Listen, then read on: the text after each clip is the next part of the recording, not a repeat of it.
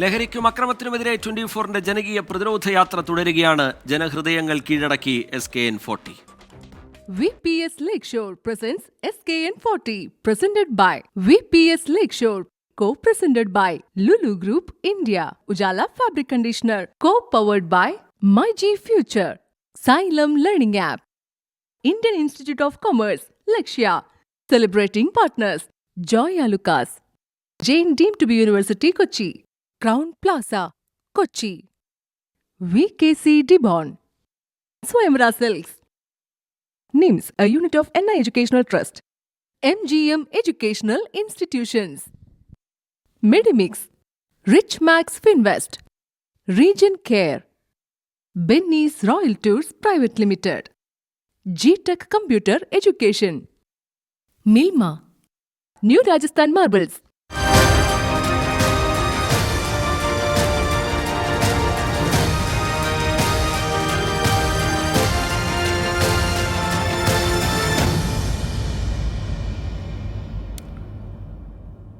ലഹരിക്കും അക്രമത്തിനുമെതിരെ 24 chief editor R Sreekandan Nair നയിക്കുന്ന SKN40 Kerala യാത്ര അത് എറണാകുളം ജില്ലയിലെ പര്യടനം തുടരുകയാണ്.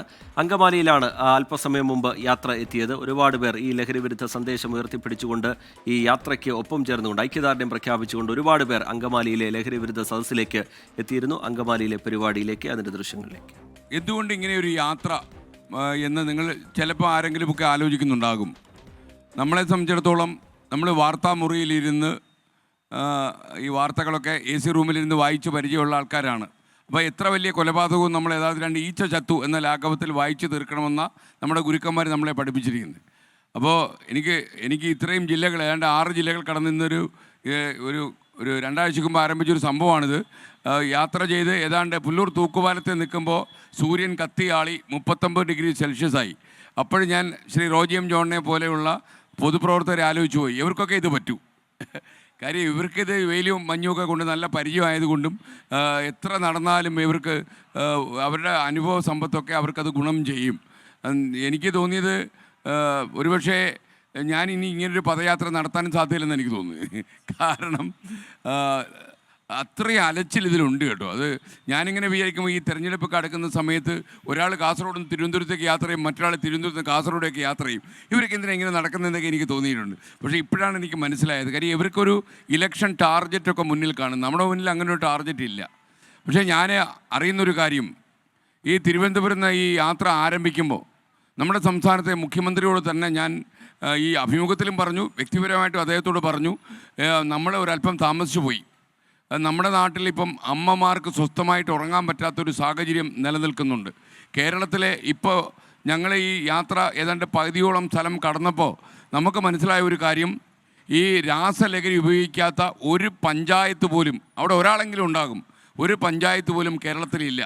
അതുപോലെ പ്രായപൂർത്തിയാകാത്ത കുട്ടികളാണ് ഈ റിപ്പോർട്ട് ചെയ്യപ്പെടുന്ന കേസുകളിൽ 30% എന്ന് നമ്മൾ മനസ്സിലാക്കുക.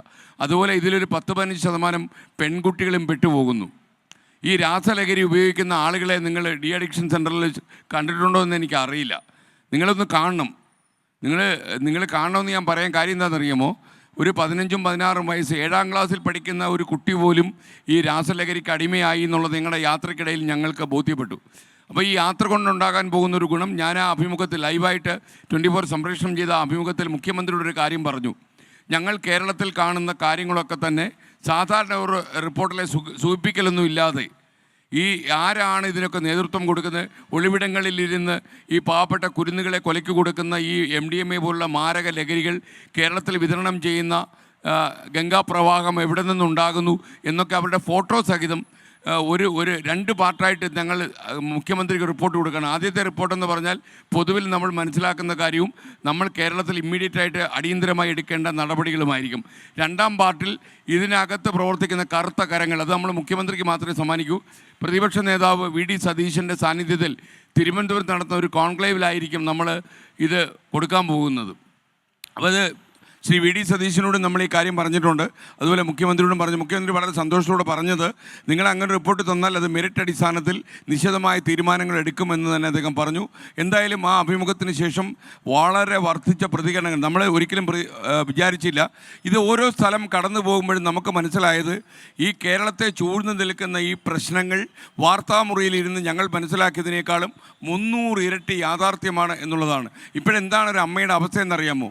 ഈ സ്കൂളിൽ പോകുന്ന കുട്ടികൾ, നിങ്ങൾക്ക് പാറശാലയിൽ പോകുമ്പോൾ അവിടെ ഞങ്ങളെ ഒരു പഞ്ചായത്ത് പ്രസിഡന്റ് ഞങ്ങളോട് പറയായിരുന്നു, അവിടുത്തെ സ്കൂളിൻ്റെ വരാന്തയിൽ ഈ ലഹരി കലർന്നൊരു കൂളെന്ന് പറഞ്ഞൊരു മിഠായി വിതരണം ചെയ്യുന്നുണ്ട്. അത് കുട്ടികളെ ഈ മിഠായിക്കകത്ത് ലഹരി കൂടെ മിക്സ് ചെയ്ത് കുട്ടികൾക്ക് കൊടുത്ത് നിരന്തരമാകുമ്പോൾ കുട്ടികൾ അതിന് അഡിക്റ്റ് ആകുന്നു. കുറച്ച് ദിവസം കഴിയുമ്പോൾ അതിൻ്റെ ഡോസ് കൂട്ടി അവസാനം ഈ കൊക്കൈൻ പോലെയോ ബ്രൗൺ ഷുഗർ പോലെയോ MDMA പോലെയുള്ള കെമിക്കൽ ലഹരികളിലേക്ക് മാറുന്ന സ്ഥിതി. അപ്പോൾ ഞങ്ങൾ വിചാരിച്ചു ഇത് പാറശാലയിലും കാട്ടാക്കടയിലും മാത്രമുള്ള പ്രോബ്ലമാണെന്ന് വിചാരിച്ച് ഞങ്ങൾ യാത്ര തുടങ്ങി. പത്തനംതിട്ട ജില്ലയിൽ കയറുമ്പോൾ പത്തനംതിട്ടയുടെ മുനമ്പിൽ നിൽക്കുമ്പോൾ പറയുന്നു, എൻ്റെ സാറേ ഇവിടെ കൂൾ മിഠായി ഉണ്ടെന്ന് പറയുന്നു. തിരുവല്ല എത്തുമ്പോൾ അവിടെയും പറയുന്നു കൂൾ മിഠായി. അപ്പോൾ സംസ്ഥാന വ്യാപകമായി ഈ ചോക്ലേറ്റുകളിൽ ലഹരി കലർത്തുകയും കൂൾ മിഠായി പോലുള്ള സാധനങ്ങൾ വിതരണം ചെയ്യുന്ന ഒരു സംഘം കേരളത്തിലുണ്ട്. കേരളത്തിൻ്റെ സംസ്ഥാനത്ത് നിന്ന് പുറത്തു നിന്ന് വന്ന കുറേ ആളുകൾ ഇതിനകത്ത് തീർച്ചയായിട്ടും വാഹകരായിട്ടുണ്ടെന്നുള്ളത് യാഥാർത്ഥ്യമാണ്.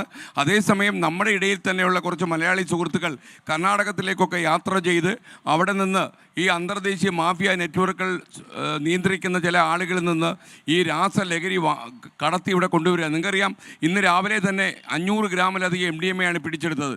നിങ്ങൾക്കറിയുമെന്നറിയില്ല, ഈ പഞ്ചസാരയുടെ വെളുപ്പുള്ള ഈ സാധനത്തിൻ്റെ ഒരു ചെറിയ തരി നമ്മുടെ നഖത്തിൻ്റെ അടിയിൽ സൂക്ഷിക്കാവുന്ന ഒരു തരി മതി അത് നമുക്ക് അതിൻ്റെ ലഹരി കിട്ടാൻ. അങ്ങനെ 4-5 തവണ ഉപയോഗിച്ച് കഴിഞ്ഞാൽ നമ്മൾ അറിയാതെ അഡിക്റ്റ് ആകും. അഡിക്റ്റായി കഴിഞ്ഞാലുള്ള കുഴപ്പം, നിങ്ങൾ മനോരോഗികളെ ശ്രദ്ധിച്ചിട്ടുണ്ടെങ്കിൽ, അതായത് മനോനില തകർന്നു പോയ ഒരാളെ നിങ്ങൾ കണ്ടിട്ടുണ്ടെങ്കിൽ, ആ മനോനില തകർന്നു പോയ ആളിനേക്കാളും കൂടുതൽ മനോനില തകർന്നവനായിരിക്കും ഈ MDMA കഴിച്ച ഒരാൾ. ഞാൻ ഈ ഇടയ്ക്കൊരു ഡി അഡിക്ഷൻ സെൻറ്ററിൽ പോയി.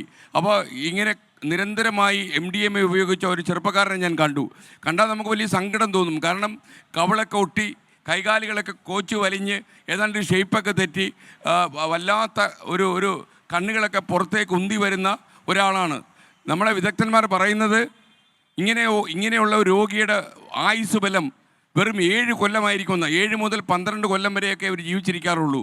അപ്പം ഒന്ന് ആലോചിച്ച് നോക്കണം. ഈ അടുത്തിടെ നിങ്ങൾ കോഴിക്കോട് താമരശ്ശേരിയിൽ ഒരു പോലീസുകാരനെ കണ്ട് MDMA കൊണ്ട് ഓടിയ ഒരുത്തൻ MDMAയുടെ കവർ വിഴുങ്ങി ആമാശയത്തിൽ കിടന്ന് MDMA പൊട്ടിയിട്ട് അയാൾ മരിച്ചുപോയി.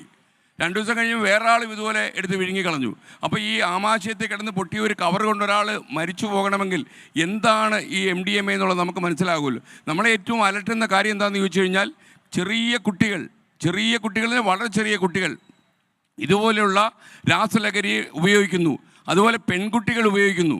നമുക്ക് യഥാർത്ഥത്തിൽ ഇതൊക്കെ ഒരു സ്വാതന്ത്ര്യത്തിൻ്റെ ചിന്തയായിട്ട് നമുക്ക് എടുക്കാൻ പറ്റില്ല. കാരണം നമ്മൾ മനുഷ്യാവകാശത്തെക്കുറിച്ചൊക്കെ ഘോരം പറയുന്നവരാണ്. കുറച്ചു കാലം നമ്മുടെയൊക്കെ കുറച്ച് അവകാശം നഷ്ടപ്പെട്ടു പോയാലും ഇത് നമുക്ക് ചെറുത്തേ മതിയാവൂ. കാരണം എന്താണെന്ന് ചോദിച്ചു കഴിഞ്ഞാൽ, ഒരു 85-90 കൊല്ലം വരെ ഒരു സാധാരണ മനുഷ്യൻ ജീവിക്കും.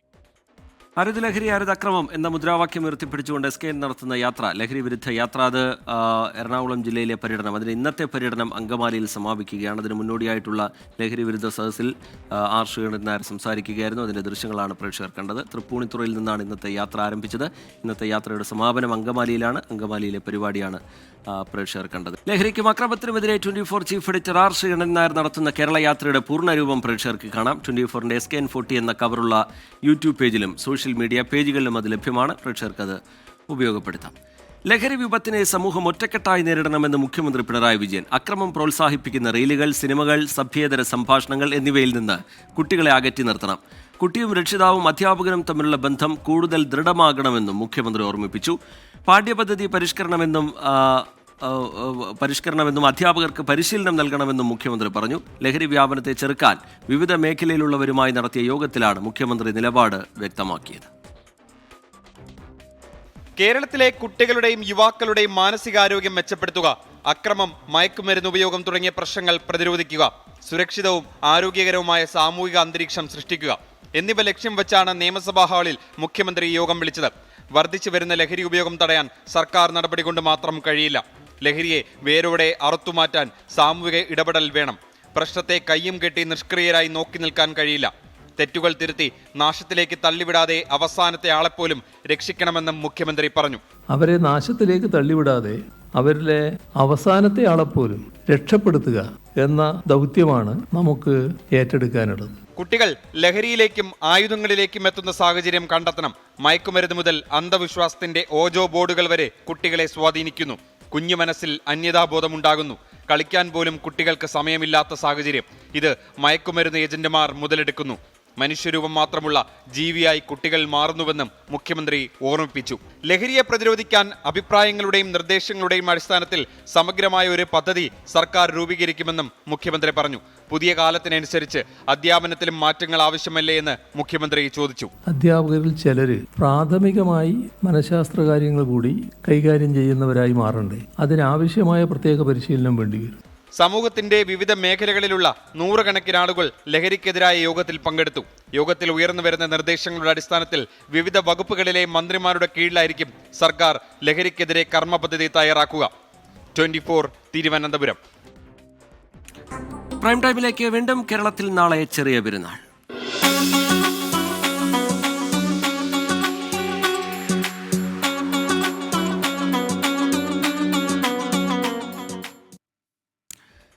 വ്രതശുദ്ധിയുടെ പുണ്യവുമായി നാളെ ചെറിയ പെരുന്നാൾ. പൊന്നാനിയിൽ ശവ്വാൽ പിറ ദൃശ്യമായതോടെ നാളെ ചെറിയ പെരുന്നാളായിരിക്കുമെന്ന് വിവിധ ഖാസിമാർ അറിയിച്ചു. രാവിലെ സംസ്ഥാനത്തുടനീളം ഈദ്ഗാഹുകൾ നടക്കും. മനസ്സിനെയും ശരീരത്തിനെയും സ്ഫുടം ചെയ്തെടുത്ത ഒരു മാസക്കാലത്തിന് പര്യവസാനം. ശവ്വാൽ പിറ കണ്ടതോടെ നാളെ ചെറിയ പെരുന്നാളിന്റെ മധുരം. അൽഹംദുലില്ലാ ജല്ല ആഘോഷ പുതുമയുള്ള ഈദ് വന്നല്ലോ, ഈദ് വന്നല്ലോ.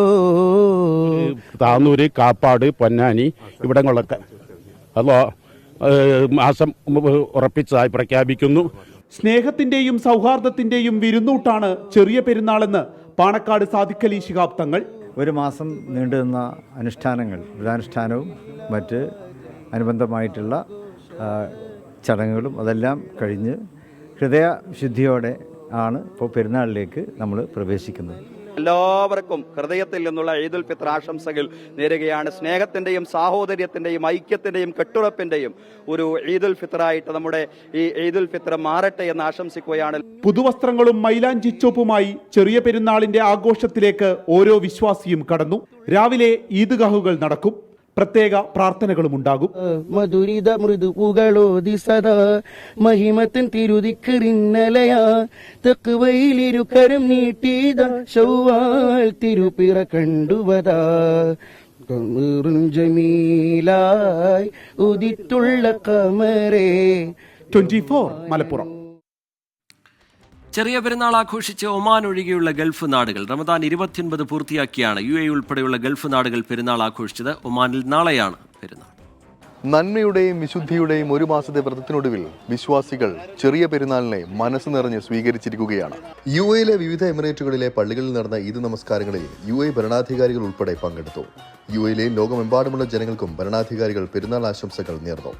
പ്രാദേശിക സമയം 6:30 പെരുന്നാൾ നമസ്കാരം ആരംഭിച്ചത്. UAEയിൽ മലയാളികൾക്കായി 4 ഇടങ്ങളിൽ മലയാളത്തിൽ ഖുതുബയുള്ള ഈദ്ഗാഹുകൾ ഒരുക്കിയിരുന്നു.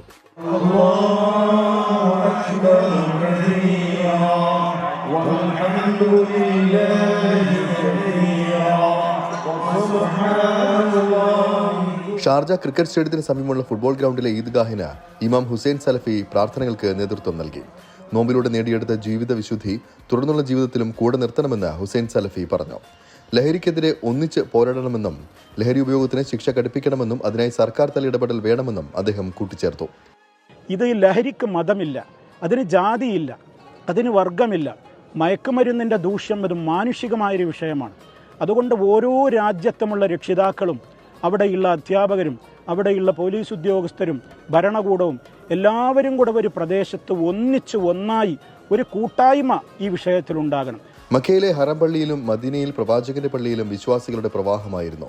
മസ്ജിദുൽ ഹറം പള്ളിയിൽ ഷെയ്ഖ് അബ്ദുറഹ്മാൻ സുദൈസ് പെരുന്നാൾ നമസ്കാരത്തിനും ഖുതുബയ്ക്കും നേതൃത്വം നൽകി. മദീനയിലെ മസ്ജിദ് നബവി പള്ളിയിൽ നടന്ന പെരുന്നാൾ നമസ്കാരത്തിനും ഖുതുബയ്ക്കും ഷെയ്ഖ് അബ്ദുള്ള അൽ ബുഐജാൻ നേതൃത്വം നൽകി. കുവൈറ്റിൽ പ്രാദേശിക സമയം രാവിലെ 5:56 പെരുന്നാൾ നമസ്കാരം നടന്നത്. രാജ്യത്തുടനീളം പള്ളികളിലും 57 ഈദ്ഗാഹുകളിലുമായി ലക്ഷക്കണക്കിന് വിശ്വാസികൾ നമസ്കാരത്തിൽ പങ്കെടുത്തു. ഖത്തറിലും പ്രാർത്ഥനകളിൽ ആയിരക്കണക്കിന് വിശ്വാസികളാണ് പങ്കെടുത്തത്. അതേസമയം ഒമാനിൽ റമദാൻ 30 പൂർത്തിയാക്കി നാളെയാണ് പെരുന്നാൾ ആഘോഷിക്കുക. വിവിധ ബ്യൂറോകൾക്കൊപ്പം അരുൺ പാറാട്ട്, 24 ദുബായ്. എമ്പുരാൻ സിനിമയുടെ പേരിലെ വിവാദങ്ങളിൽ ഖേദം പ്രകടിപ്പിച്ച് മോഹൻലാൽ. സിനിമയിലെ ചില ഭാഗങ്ങൾ കുറെ പേർക്ക് വലിയ മനോവിഷമമുണ്ടാക്കിയെന്നും തനിക്കും എമ്പുരാൻ ടീമിനും ഇതിൽ ഖേദമുണ്ടെന്നും മോഹൻലാൽ ഫേസ്ബുക്കിൽ കുറിച്ചു. സിനിമയ്ക്കെതിരായ RSS ഭീഷണി ജനാധിപത്യത്തിന് ഭൂഷണമല്ല എന്ന് മുഖ്യമന്ത്രി പിണറായി വിജയൻ പ്രതികരിച്ചു. എമ്പുരാൻ സിനിമയിലെ ചില ഭാഗങ്ങളെ ചൊല്ലി വിവാദമുയർന്ന സാഹചര്യത്തിലാണ് മോഹൻലാൽ തന്നെ ഖേദം പ്രകടിപ്പിച്ച് രംഗത്തെത്തിയത്. സിനിമയിലെ ചില ഭാഗങ്ങൾ കുറെ പേർക്ക് വലിയ മനോവിഷമമുണ്ടാക്കി. ഇതിൽ തനിക്കും എമ്പുരാൻ ടീമിനും ഖേദമുണ്ടെന്നും മോഹൻലാൽ ഫേസ്ബുക്കിൽ കുറിച്ചു. സിനിമയിൽ നിന്ന് ചില ഭാഗങ്ങൾ നീക്കം ചെയ്യാൻ തീരുമാനിച്ചെന്നും മോഹൻലാലിന്റെ ഫേസ്ബുക്ക് പോസ്റ്റ് പൃഥ്വിരാജും ആന്റണി പെരുമ്പാവൂരും പങ്കുവച്ചു. സിനിമയ്ക്കെതിരെ RSS മുഖപത്രം ഓർഗനൈസറിലെ ലേഖനത്തിൽ വിമർശിച്ചിരുന്നു. BJP RSS നേതാക്കളും വിമർശനവുമായെത്തി. എന്നാൽ സിനിമയെ പിന്തുണച്ച് മുഖ്യമന്ത്രി പിണറായി വിജയനും പ്രതിപക്ഷ നേതാവ് VD സതീശനും രംഗത്തെത്തി. സംഘപരിവാർ വിദ്വേഷ പ്രചാരണങ്ങൾ അഴിച്ചുവിടുന്ന സന്ദർഭത്തിലാണ് ഇന്നലെ സിനിമ കണ്ടതെന്ന് മുഖ്യമന്ത്രി പിണറായി വിജയൻ പറഞ്ഞു. സിനിമയ്ക്കെതിരായ RSS ഭീഷണി ആശങ്കപ്പെടുത്തുന്നതെന്നും ജനാധിപത്യത്തിന് ഭൂഷണമല്ലെന്നും മുഖ്യമന്ത്രി ഫേസ്ബുക്കിൽ പറഞ്ഞു. എമ്പുരാൻ കാണുമെന്ന് VD സതീശൻ ഫേസ്ബുക്കിൽ വ്യക്തമാക്കി. 24 കൊച്ചി. എമ്പുരാൻ സിനിമാ വിവാദത്തിൽ മേജർ രവിക്കെതിരെ മല്ലിക സുകുമാരൻ. പ്രിവ്യൂ മോഹൻലാൽ കണ്ടില്ലെന്ന് മേജർ രവി എന്തിനാണ് പറഞ്ഞത്? മോഹൻലാലിന്റെ പ്രീതി പിടിച്ചുപറ്റാൻ ചിലർ പൃഥ്വിരാജിനെ ബലിയാടാക്കുന്നു. സിനിമയിൽ പ്രശ്നങ്ങളുണ്ടെങ്കിൽ എല്ലാവർക്കും കൂട്ടുത്തരവാദിത്വമുണ്ട്. പൃഥ്വിരാജിനെ മാത്രം പഴിക്കുന്നത് ശരിയല്ല എന്നും മല്ലിക സുകുമാരൻ ഫേസ്ബുക്കിൽ കുറിച്ചു. ആശാ വർക്കേഴ്സിന് ഓണറേറിയം കൂട്ടി നൽകാൻ കോൺഗ്രസ് ഭരിക്കുന്ന തദ്ദേശ സ്ഥാപനങ്ങളോട് KPCC. എന്നാൽ സാഹചര്യത്തെ രാഷ്ട്രീയമായി ഉപയോഗിക്കാൻ നോക്കരുത് എന്നായിരുന്നു ധനമന്ത്രി KN ബാലഗോപാലിന്റെ പ്രതികരണം. സമരം 50ാം ദിവസത്തിലേക്ക് കടക്കുന്ന നാളെ സെക്രട്ടേറിയറ്റ് പടിക്കൽ ആശമാർ മുടിമുറിച്ച് പ്രതിഷേധിക്കും. തദ്ദേശ സ്ഥാപനങ്ങൾക്ക് ഓണറേറിയം കൂട്ടാൻ കഴിയില്ലെന്ന തദ്ദേശ വകുപ്പ് മന്ത്രി MB രാജേഷിന്റെ നിലപാട് തള്ളിയാണ് കോൺഗ്രസ് നീക്കം. ഇൻസെന്റീവായും ഓണറേറിയമായും അധിക വേതനം നൽകണമെന്നാണ് സർക്കുലർ. ഓരോ തദ്ദേശ സ്ഥാപനത്തിനും അവരുടെ സാമ്പത്തിക സ്ഥിതിയനുസരിച്ച് തുക തീരുമാനിക്കാം. ഇത് സംബന്ധിച്ച സർക്കുലർ കോൺഗ്രസിന്റെ എല്ലാ തദ്ദേശ സ്ഥാപന അധ്യക്ഷന്മാർക്കും അയച്ചു. UDF ഭരിക്കുന്ന ചില തദ്ദേശ സ്ഥാപനങ്ങളിൽ നേരത്തെ ഇൻസെന്റീവ് വർദ്ധിപ്പിച്ചിരുന്നു. കോൺഗ്രസ് തീരുമാനത്തെ സ്വാഗതം ചെയ്യുന്നുവെന്ന് സമരക്കാർ. ഞങ്ങൾ വളരെ സ്വാഗതം ചെയ്യുന്നു. ഞങ്ങളുടെ സമരത്തോടൊപ്പം ചേർന്ന് നിൽക്കുന്ന ഒരു തീരുമാനമാണല്ലോ അത്. സമരത്തിൻ്റെ ഒരു റിസൾട്ടാണത്. പക്ഷേ ഈ നമ്മൾ ഉയർത്തിയിരിക്കുന്ന ഡിമാൻഡിന്മേൽ ശാശ്വതമായ പരിഹാരം നിർദ്ദേശിക്കേണ്ടുന്നത് സംസ്ഥാന സർക്കാരാണ്. എന്നാൽ UDF തീരുമാനത്തിന്റെ സാങ്കേതിക വശങ്ങൾ പരിശോധിക്കണമെന്ന് ധനമന്ത്രി KN ബാലഗോപാൽ. അതിൻ്റെ സാങ്കേതികമായ നിയമം അവർ നോക്കട്ടെ, അവർ നോക്കിയിട്ട് ചെയ്യേണ്ടതാണ്. അത് കഴിഞ്ഞ ദിവസം തദ്ദേശ ഭരണ വകുപ്പ് മന്ത്രിയും പറഞ്ഞതാണ് അതിൻ്റെ എന്നാൽ എനിക്ക് തോന്നുന്നു അദ്ദേഹത്തിനോട് സാങ്കേതികമായ അതിൻ്റെ കാര്യങ്ങൾ നോക്കേണ്ടതാണ്. പക്ഷേ ഇത്തരം കാര്യങ്ങളെ രാഷ്ട്രീയമായിട്ടല്ല ഉപയോഗിക്കേണ്ടതെന്ന് മാത്രമേ എനിക്ക് പറയാനുള്ളൂ. UDF LDF എന്ന നിലയിലൊന്നും അല്ല. സമരത്തിന്റെ 50ാം ദിവസമായ നാളെ ആശാ വർക്കേഴ്സ് മുടിമുറിച്ച് പ്രതിഷേധിക്കും. 24 തിരുവനന്തപുരം. നാഗ്പൂരിലെ RSS ആസ്ഥാനത്ത് സന്ദർശനവുമായി പ്രധാനമന്ത്രി നരേന്ദ്രമോദി. ഇതാദ്യമായാണ് ഒരു പ്രധാനമന്ത്രി RSS ആസ്ഥാനത്ത് സന്ദർശനം നടത്തുന്നത്. രാജ്യത്തെ സേവിക്കാൻ RSS പ്രചോദനമാണെന്ന് പ്രധാനമന്ത്രി പറഞ്ഞു. സന്ദർശനം ചരിത്രപരമെന്ന് RSS വിശേഷിപ്പിച്ചു. പ്രധാനമന്ത്രിയായ ശേഷം RSS ആസ്ഥാനത്തെ ആദ്യ സന്ദർശനമായിരുന്നു പ്രധാനമന്ത്രി നരേന്ദ്രമോദിയുടേത്. നാഗ്പൂരിലെത്തിയ പ്രധാനമന്ത്രിയെ മഹാരാഷ്ട്ര മുഖ്യമന്ത്രി ദേവേന്ദ്ര ഫട്നാവിസ്, കേന്ദ്രമന്ത്രി നിതിൻ ഗഡ്കരി എന്നിവർ ചേർന്ന് സ്വീകരിച്ചു. RSS ആസ്ഥാനത്തെത്തിയ പ്രധാനമന്ത്രി RSS മേധാവി മോഹൻ ഭഗവതുമായി കൂടിക്കാഴ്ച നടത്തി. RSS സ്ഥാപകൻ ഡോക്ടർ കേശവ് ബലിറാം ഹെഡ്ഗേവാറിന്റെ സ്മൃതി മന്ദിരത്തിൽ പ്രധാനമന്ത്രി പുഷ്പാർച്ചന നടത്തി. RSSന്റെ രണ്ടാമത്തെ തലവനായിരുന്ന MS ഗോൾവാക്കറിന്റെ പേരിലുള്ള മാധവ് നേത്രാലയം ആശുപത്രിയുടെ പുതിയ കെട്ടിടത്തിന് പ്രധാനമന്ത്രി നരേന്ദ്രമോദി തറക്കല്ലിട്ടു. RSS സേവനത്തിന്റെ ആൽമരമായി മാറിയെന്ന് പ്രധാനമന്ത്രി. मानवता रत यह सेवा मंदिर कण कण में देवालय जो अनेक दशकों से पूज्य गुरु जी के आदर्शों पर लाखों लोगों की सेवा कर रहा है. लोगों के जीवन में रोशनी लौटी है. പ്രധാനമന്ത്രി RSSന്റെ സംഭാവനകളെ അംഗീകരിച്ചെന്ന് RSS നേതാക്കൾ പറഞ്ഞു.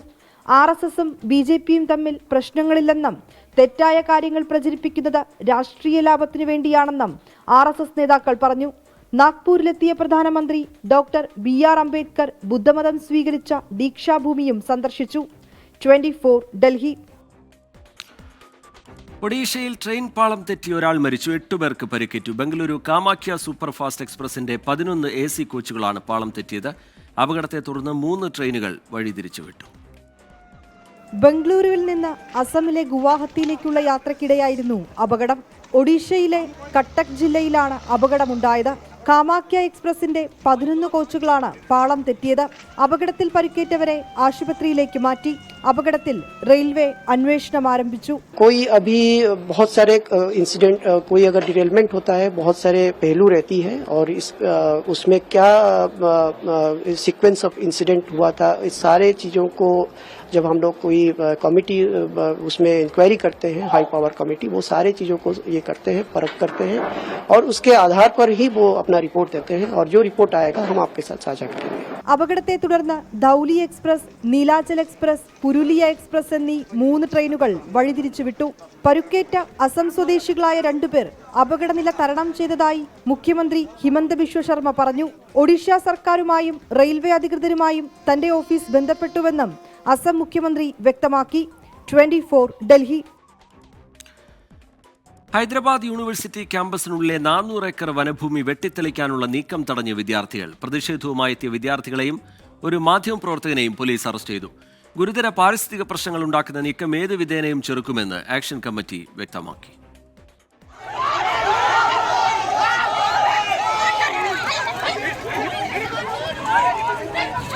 ഗച്ചിബൌളിയിലെ ഹൈദരാബാദ് സർവകലാശാലയുടെ 400 ഏക്കർ വനഭൂമി ലേലം ചെയ്യാൻ തെലങ്കാന സർക്കാർ നേരത്തെ തീരുമാനിച്ചിരുന്നു.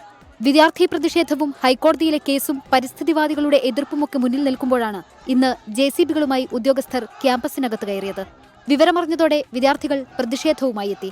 വിദ്യാർത്ഥികളെയും പ്രതിഷേധം റിപ്പോർട്ട് ചെയ്യാനെത്തിയ മാധ്യമപ്രവർത്തകനെയും പോലീസ് അറസ്റ്റ് ചെയ്തു. While covering the protest, police had also taken me in detention. They also snatched my phone, but they have given me time. Along with the protesting students inside the University of Hyderabad campus, I have been detained by Telangana police, and I don't know where I am going to be taken. Telangana industrial infrastructure corporation വഴിയാണ് ലേലം നടത്താൻ സർക്കാർ ഉദ്ദേശിക്കുന്നത്. ലേലത്തിന് തടസ്സം നിൽക്കുന്നത് ചില കുറുക്കന്മാരാണെന്ന് മുഖ്യമന്ത്രി രേവന്ത് റെഡ്ഡി നേരത്തെ വിമർശിച്ചിരുന്നു. 24 ചെന്നൈ. മ്യാൻമറിലെ ഭൂകമ്പത്തിൽ മരണം 1600 കടന്നു. 3000-ലധികം പേർക്ക് പരിക്കേറ്റു. ഓപ്പറേഷൻ ബ്രഹ്മയുടെ ഭാഗമായി ഇന്ത്യയിൽ നിന്ന് അവശ്യവസ്തുക്കളുമായി 2 വിമാനങ്ങൾ കൂടി മ്യാൻമറിലെത്തി. ദുരന്തത്തിന്റെ പശ്ചാത്തലത്തിൽ മ്യാൻമറിലെ പട്ടാള ഭരണത്തിനെതിരെയുള്ള പോരാട്ടം വിമതസേന നിർത്തിവച്ചു.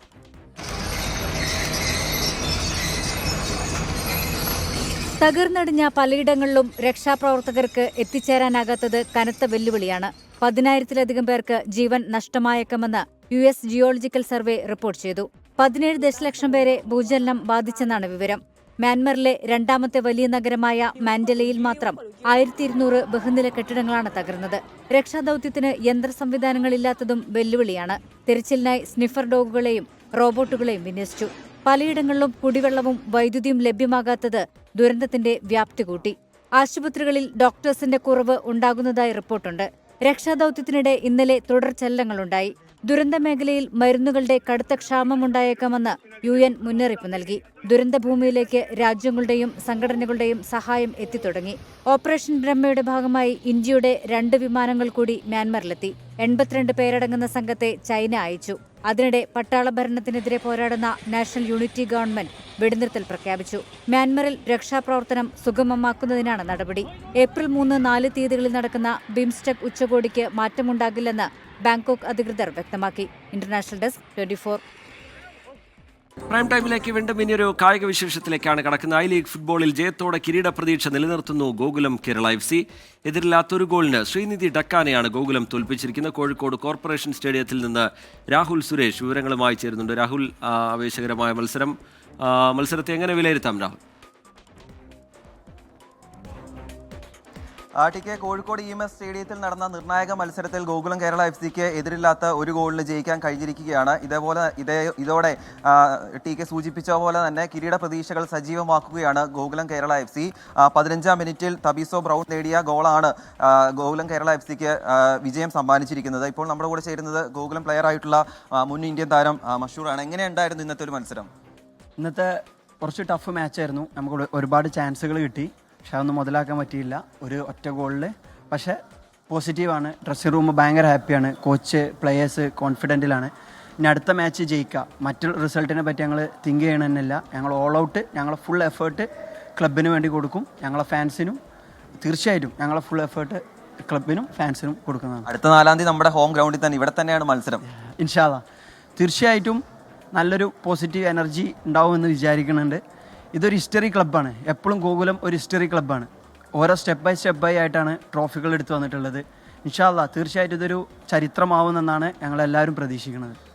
ടി കെ, ഗോകുലം കേരള FC-യുടെ ആരാധകർക്ക് ഒരു പെരുന്നാൾ സമ്മാനം തന്നെയാണ് ഗോകുലം കേരള ടീം തന്നെ നൽകിയിരിക്കുന്നത്. ഇനി 4-ാം തീയതിയാണ് അടുത്ത ഗോകുലം കേരളയുടെ അവസാന മത്സരം. ആ മത്സരത്തിൽ ഗോകുലം കേരള ജയിക്കണം. അതോടൊപ്പം തന്നെ ചർച്ചിൽ ബ്രദേഴ്സും അതോടൊപ്പം ഇന്റർ കാശിയുമാണ് ഗോകുലം കേരളയ്ക്ക് തൊട്ട് മുന്നുള്ള 2 ടീമുകൾ. അവർ ഒന്നെങ്കിൽ അടുത്ത കളികളിൽ തോൽക്കുകയോ അല്ലെങ്കിൽ സമനില വഴങ്ങുകയോ ചെയ്യുകയാണെങ്കിൽ ഗോകുലം കേരള FC-ക്ക് കിരീടം സ്വന്തമാക്കാൻ കഴിയും. എന്താണെങ്കിലും ടീം ആകെ വലിയ സന്തോഷത്തിലാണ്. ടി കെ, ശരിയായ ലീഗിൽ ജയം തുടരുന്നു ഗോകുലം കേരള FC. രാഹുൽ സുരേഷ് കോഴിക്കോട് കോർപ്പറേഷൻ സ്റ്റേഡിയത്തിൽ നിന്ന് വിശദാംശങ്ങൾ പങ്കുവയ്ക്കുകയായിരുന്നു. യാക്കോബായ സുറിയാനി സഭയുടെ പുതിയ അധ്യക്ഷനായി ശ്രേഷ്ഠ ബസേലിയോസ് ജോസഫ് കാതോലിക്ക ബാവ സ്ഥാനമേറ്റു.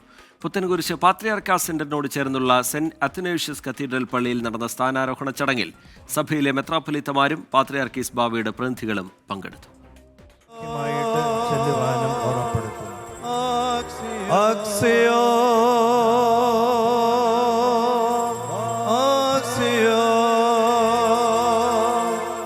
ആയിരങ്ങളെ സാക്ഷിയാക്കിയാണ് സഭയുടെ 81ാമത് കാത്തോലിക്കയായി ശ്രേഷ്ഠ ബസേലിയോസ് ജോസഫ് ബാവ സ്ഥാനമേറ്റത്.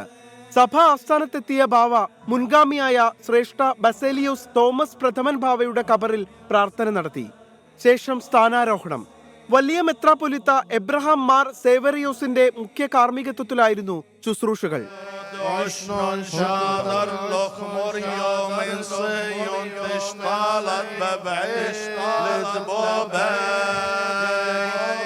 സ്ഥാനാരോഹണത്തിന് ശേഷം നടന്ന പൊതുസമ്മേളനത്തിൽ കേന്ദ്രമന്ത്രി ജോർജ് കുര്യൻ വിശിഷ്ടാതിഥിയായി. മന്ത്രി പി രാജീവ് ഉൾപ്പെടെയുള്ള ജനപ്രതിനിധികളും വിവിധ സഭകളുടെ പ്രതിനിധികളും പൊതുസമ്മേളനത്തിൽ പങ്കെടുത്തു. ശത്രുവിനെ സ്നേഹിക്കണമെന്നാണ് ക്രിസ്തു പറഞ്ഞിട്ടുള്ളത്. അതുകൊണ്ട് തന്നെയാണ് ആരോടും ശത്രുതയില്ല. ശത്രുതയോടുകൂടി സംസാരിക്കുമ്പോഴും ദോഷം ചിന്തിക്കുമ്പോഴും ദോഷം ചെയ്യുമ്പോഴും സഭ ഇകഴ്ത്തുമ്പോഴുമെല്ലാം അവരോടൊക്കെ സ്നേഹം മാത്രമേ എൻ്റെ മനസ്സിലുള്ളൂ. അങ്ങനെയുള്ള മനസ്സുള്ളവനായിരിക്കണമെന്ന് തന്നെയാണ് ക്രിസ്തു നമ്മെ പ്രബോധിപ്പിച്ചിരിക്കുന്നതും. വഴക്കും വിദ്വേഷവും വെറുപ്പും പകയും ഒന്നും മനസ്സിൽ കൊണ്ടു നടക്കുക എന്നുള്ളത് ഞാൻ ശീലിച്ചിട്ടുള്ള കാര്യമല്ല. ലബനനിൽ നിന്നും മടങ്ങിയെത്തിയ സഭയുടെ പുതിയ അധ്യക്ഷന് വിശ്വാസി സമൂഹം ഊഷ്മള വരവേൽപ്പാണ് ഒരുക്കിയത്. ഗീസ് പീറ്റർ, 24 കൊച്ചി. പ്രൈം ടൈമിലേക്ക് വീണ്ടും റീ എഡിറ്റ് ചെയ്ത എമ്പുരാൻ ചിത്രം നാളെ മുതൽ പ്രദർശിപ്പിക്കും. 3 മിനിറ്റ് ഭാഗം വെട്ടിമാറ്റിയിട്ടുണ്ട് എന്നാണ് ലഭ്യമാകുന്ന വിവരം. അവധി ദിവസമായിട്ടും റീ എഡിറ്റിന് അനുമതി നൽകാൻ സെൻസർ ബോർഡ് ചേർന്നു. വിഷ്ണു സുരേഷ് വിവരങ്ങളുമായി കൊച്ചിയിൽ നിന്ന് ചേരുന്നു. വിഷ്ണു, ചിത്രത്തിന്റെ റിലീസിന് പിന്നാലെ ഉണ്ടായ വിവാദങ്ങൾ നമുക്ക് മുമ്പിലുണ്ട്. അതിന് പിന്നാലെ ഈ ചില ഭാഗങ്ങൾ വെട്ടിമാറ്റും എന്ന് പറഞ്ഞിരുന്നു. ഇപ്പോൾ ഏതൊക്കെ ഭാഗങ്ങളാണ് മാറ്റിയിരിക്കുന്നത്? ലഭ്യമാകുന്ന വിവരങ്ങൾ എന്താണ് വിഷ്ണു?